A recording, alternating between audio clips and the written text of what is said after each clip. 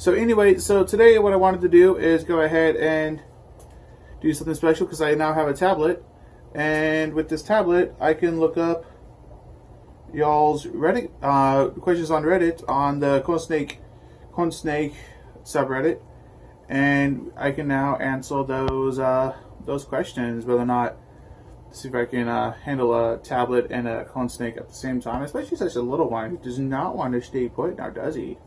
So let's go ahead and jump into some little bit older questions that came up this week. Came up in the last couple of days. So let's start what came up yesterday. And so the first one is going to be about substrate. They're asking what's the favorite substrate, and honestly my favorite substrate is Aspen. Aspen is really good substrate and very good, it's very good all around. Only downside of Aspen is that it is not very great with humidity. Like you can't moisten down Aspen to be able to have your you can't moisten down Aspen at all in order to keep your humidity up. You have to either use a humid hide if you're using Aspen, or you have to use or you just have to bring the humidity up in the enclosure using the water bowl evaporation and just trapping more humidity in, and other methods to keep your humidity. Other people have talked about using cocoa fiber. Cocoa fiber is a good alternative. Someone posted a picture not long ago of the snake that they just got, and let me see if I can get to that. And I thought it was really and I actually commented on the picture because they were using cocoa husk, and someone using cocoa husk, and I want to know what exact cocoa product were they using. So let me see if I can find that picture real quick.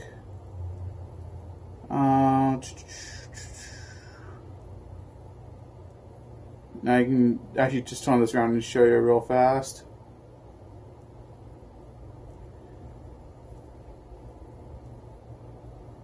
Let's see. Oh yeah, it's a. So it is a. It is actually a video. That's why it wasn't popping up. Let me go and just pause the video. And so they were using you can see that it is actually a cocoa. Snake almost went down to the floor, but I caught him. It is a cocoa husk, and so the coconut byproduct is actually pretty good. A lot of people will use cocoa fiber, and that's really good for more organic type, little more natural type bedding. Sometimes it holds moisture really well, and it holds the what you call holds tunnels pretty well. Some people use the cypress mulch bedding, which you do want to make sure your cypress mulch has not been treated with chemicals, and it has been kiln dried. That kills off a lot of your stuff. A lot of the things that could possibly infect the snake. So kiln dried is very important. Let's see. You have another user. Let's open up this one. Hi. So I suspect my Cornsnake has an RI and being sent out for meds with the vets, and essentially the vet is not being the vet's probably just unavailable, or the vet so the vet did give him antibiotics to get to the snake. The vet may just be unavailable to answer the question on when to start dosing. The vets suggested waiting till after not to feed the snake anymore until after it's done with the full regime of the medications, and and that sounds like a really long time, and on any other animal it actually is a very long time.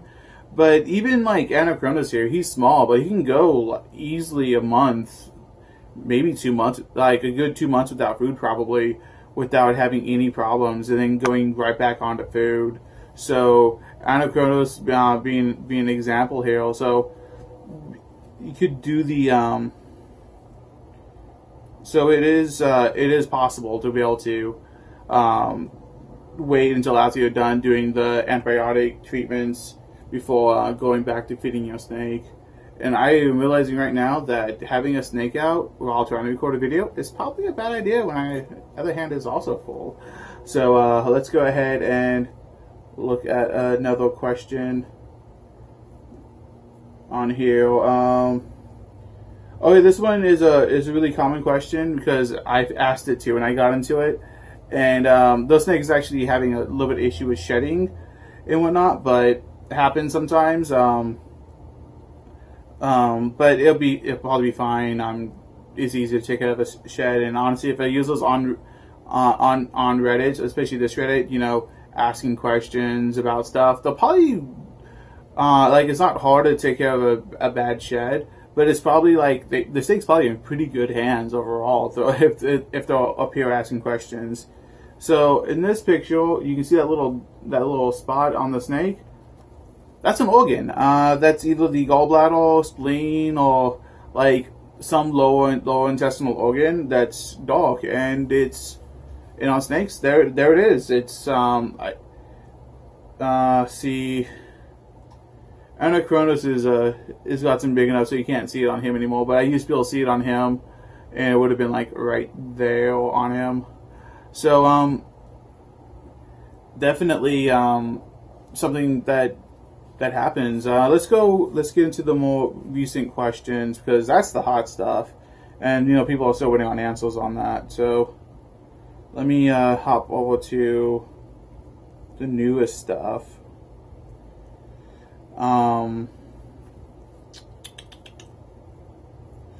Oh, I had this. This is actually just brand new. So we have a person who has gotten those snakes on holiday break from their gotten two Cornsnakes from a holiday break on college, and oh, that's the wrong one. And so they I want to do it right. Sorry, having a snake in one hand is not a great idea. So he's just like asking. See, what was his exact question on it? He's asking if the behavior is normal. And so what we're looking at is two snakes in the same enclosure, which probably already is a slight problem, at least. I mean, if that's how the college is keeping them, then like, I'm not gonna say this is great, because it's not. Honestly, if you have two Cornsnakes in the same enclosure, you're looking at master level snake keeping, and you really have to know your stuff, and sending the snakes out with students is probably not what you want to do, especially if you have two snakes in the same enclosure. You're looking at a lot of potential issues, and honestly, if two snakes are in the same enclosure, you want to keep things as simple as you don't have to keep things very simple, but you need to keep things very stable as possible, so the snake doesn't stress out and whatnot. So so it is a huge issue with that. So, and what we're looking at is is two adult snakes, and like they're kind of like up against each other, like kind of like rubbing up against each other. And to a lot of people, that is saying like, hey, that is a stress factor, and it very well be to snake stressing. So what behavior I've noticed with one of my snakes is Lomi. She will while I'm handling her, she'll like pulse forward like a little bit at a time, so like moving forward fluidly, she'll pulse forward a little bit, and that's what it looks like these snakes are doing, and together. And a recent video on Snake Discovery, they said that like she was putting her snakes down for brumation for the winter, and she was putting her hognose snakes together, and the snakes will bumping forward a little bit, you know, as they touch each other. And she's like, "Oh yeah, that's just the snakes telling each other not to eat me. Don't eat me. I'm not going to eat you. We're good. We're not eating each other here." So that's this like it's this form of snake communication, and I'm assuming rubbing up against each other like that, it could be a sign of, you know, mating behavior. But in this in the comment, it says there's two female corn snakes. Honestly, I would probably get with whoever is in charge of those snakes and like, hey, yeah, these should be separated. The enclosure does not look big enough for 2 adult corn snakes. So I have a pretty big enclosure up there, you see, and that enclosure is really ideal for like a single corn snake, and maybe even and can even go like a really large corn snake in there, single adult corn snake. And looking at that video, that's about the size of enclosure. The enclosure is maybe a little bit smaller than this, and they have 2 corn snakes in there. So the snakes really can't get away from each other, like if they wanted to. I mean, I don't know how a snake can sneak away from another snake, especially like they're plastered on each other. Like, I don't know if you ever tried giving someone a slip while you're out together. It's like, yeah, I'm gonna just fade into the shadow and just fade out. It's really hard to do that when someone's following you. So, so the snakes really can't get away from each other, and they might be stretching each other out, even unintentionally, like stretching each other out back and forth. If it's not just for the stress, like the biggest issue is if one snake got sick, then the other one you have to assume is sick too.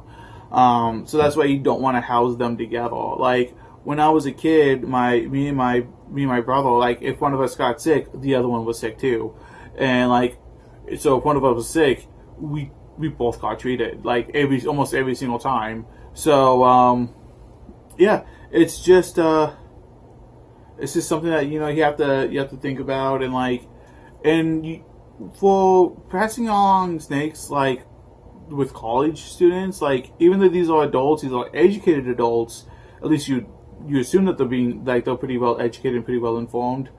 It's still not something you want to do. Like, if you really need to be handled by one person who knows the animals and knows what to expect from the animals. So I really don't think it's a great idea. In the video, like the snakes are rubbing up against each other, which is kind of normal. Whether or not it's a sign of aggression or defensiveness, I don't know. I would be safe, separate the snakes. But I've also seen situations where when people have separated snakes, corn snakes, that like it's been stressful for the corn snakes because they actually enjoy being around each other. So I don't know. Maybe not. But I would definitely get in contact with whoever's actually in charge of the snakes and go with them. So I'm gonna wrap up this video with a special treat, and this is my post about trying to figure out what's going on with my snakes. So essentially I have one of my Eastern black rat snakes has gone off food, and otherwise she's healthy. Like, I came in here just now and she is and she was like exploring her enclosure like nothing was wrong, climbing. And she hasn't eaten in like 10 days. So it's not like a huge amount of time has passed. Like, it's normal. And so I was like, hey guys, I need some insights here, because I don't really keep my snakes at a cold temperature, except like it's winter time and this room doesn't stay warm very well. I have a heater right next to me. It's not blowing on me. It's blowing kind of away from the snake, so like no snake gets roasted by the heater, because you don't want that. But yeah, I have a heater over here that keeps the room warm, and it has a good thermostat built in, so it doesn't get too hot in here. And last night, like in the coldest spot in this room, it was like 65 degrees. And if you know me on Reddit, I'd say, you know, keep your snakes above 70, at least above 70. When you get below 70, you start getting into the brumation ranges. And to go along with that, you also have your you also, like, it's winter time, and that's why it's cold. But it's winter time, and we have less lighting than usual, so my snake might just be going into brumation. I don't know. She seems kind of active. She was kind of active when she was out, but when she's out exploring inside of her enclosure. But she also was. But she's also like not eating, so it could be like it warmed up enough for her to come out and explore, but it's not staying warm enough long enough for her to want to eat. That could be the issue. I did before she went off food. I did bump her up to a hopper mouse, up to hopper mice off of fuzzy mice, and she ate a couple of those, but then like really slowed down on eating. So that might be the issue. Maybe my food is too big. I switched also around the same time I switched the hides, which hides are in her enclosure, from smaller flat hides to like a dinner plate, to a bowl, because I wanted to, I figured she might like that a little bit more, and I put a rock underneath there. So snakes apparently like rocks in their hides. Cool. Something to try, and you can definitely try with your snake, and there's absolutely nothing wrong with that. It's like, think of the hide as a house and the rock as a piece of furniture, and they will cozy up against the rock, or lay on the rock, or hide behind the rock. It's their rock. They'll do what they want with it. So anyway, I did that, and so maybe that's why she went off food. She doesn't like the hide, or the hide doesn't stay as warm, and whatnot.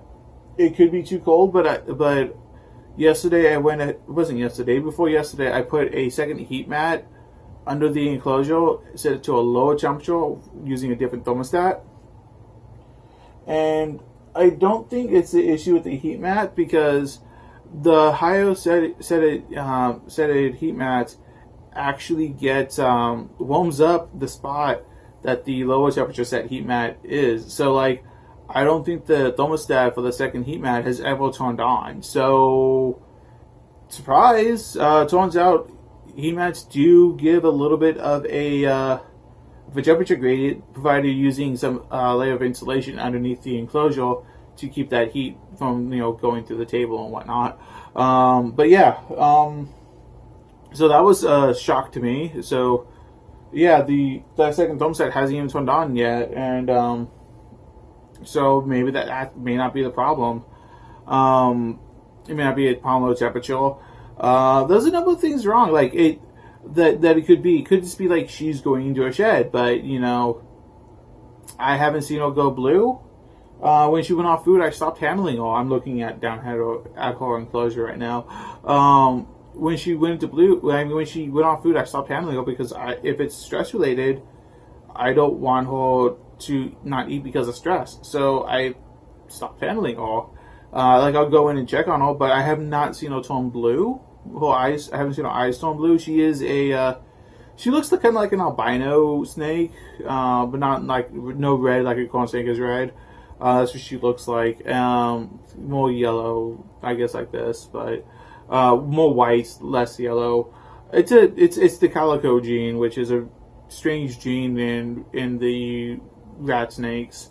So it is what it is. So I don't know, I'm just kind of confused, and I went ahead and looking for insights. I haven't tried the quail yet that I feed to Acride, but I have tried washing a hopper mouse. Crazy, I know. The snake didn't seem really interested in the hopper. I've tried haven't tried my chicken gizzards yet, so I could try the chicken gizzards. That is also an option. So advice given to me, thoughts shared with me is like, oh, it might be just be going to shed. You're probably right about that. So that I don't know. Like, the snake goes into shed like one day, and like 3 days later goes into blue one day, and then 3 days later they'll completely out of blue again. And then you don't, even if you're not handling, you just miss it. And because I noticed that the rat snakes I keep versus the corn snakes, they have a much longer shed cycle, so they don't just like shed out like a couple of days after they go back to normal. they take like a week, at least a week. It's not a lot of times. So like I keep feeding them during the shed cycle and whatnot. So that's the issue. And like I have a half brother of her, and same morph, half brother, and he's doing fine. He's a champion eater. He's right next to her. It might be a slightly more warm in the enclosure. She's in the corner and he's not. But I'm hoping the second heat mat takes care of that. One of our regular responders on the Reddit, his comment was, brumation is a possibility. He makes the observation that, when you're brumating a young snake, there's a chance they're going to go into ovulation. And I would say that is a very valid concern why not to brumate a younger snake. But she's expected to hit maturity around year 4, and this is only her first year. Like, she may be like 7 months old, but she's nowhere near the size in order to achieve a proper ovulation. So yeah, she's gonna I don't think that I have to worry about that. If I just want to just stop feeding her entirely, just let her go into brumation for a couple of months until things warm back up in February. Because that is an option to me. I can go ahead and do that. I think what I'm going to do next is I'm going to go ahead and offer her the quail, because it's about the same size as she should be eating right now. And then from the quail, I'm going to go ahead and if she doesn't eat that, I'm just going to wait until her next shed before I feed her again. Like, she probably is close to shedding, and because I think it's been about 2 months since she shed, and before this she was shedding on a month and a half cycle. So yeah, it's about time for her to shed. So that might just be it. Anyway, guys, thanks for watching. These are questions from Reddit, general husbandry questions. Disclaimer: I'm not a vet. I'm just a guy with a bunch of corn snakes and a few eastern black rat snakes, or that are very closely related to corn snakes, so the husbandry kind of overlaps. So anyway, thank you. Like, subscribe. These are questions from Reddit.